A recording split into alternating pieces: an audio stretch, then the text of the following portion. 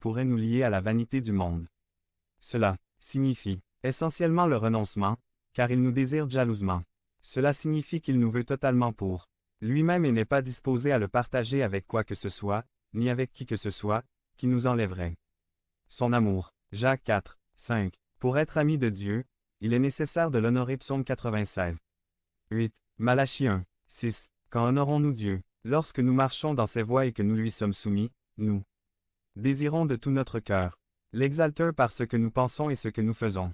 Le Seigneur attend un tel peuple, engagé, qui suit ses préceptes, qui assure une bonne relation avec le Père, avec nous-mêmes, et avec notre prochain. Si nous aspirons à être amis de Dieu, nous devons reconnaître sa grandeur et sa puissance. Job 37.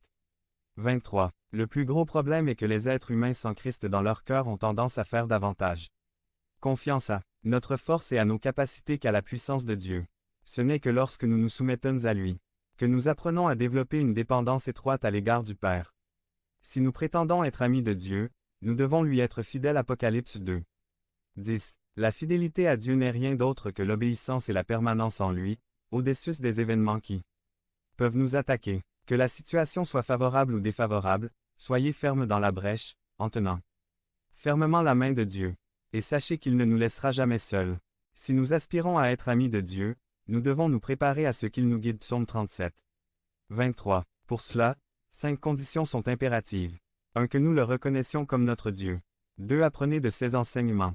3. Permettre qu'une transformation totale s'opère dans notre façon de penser et d'agir. 4. Ouvrez nos cœurs à celui qui peut tout.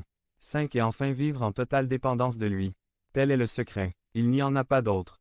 Devenez membre de la chaîne et AIDEZNOUS à propager la parole de Dieu à travers le monde. Point. Vendredi 15 mars 2024. Parlez à Dieu en 5 minutes. Description vidéo.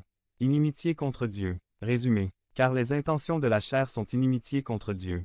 La chair, ils ne peuvent pas plaire à Dieu. Par Rolando Delgado. Inimitié contre Dieu. Dans ce chapitre, nous allons aborder l'esprit charnel, qui est celui qui est en lutte constante et en inimitié contre Dieu. Romains 8.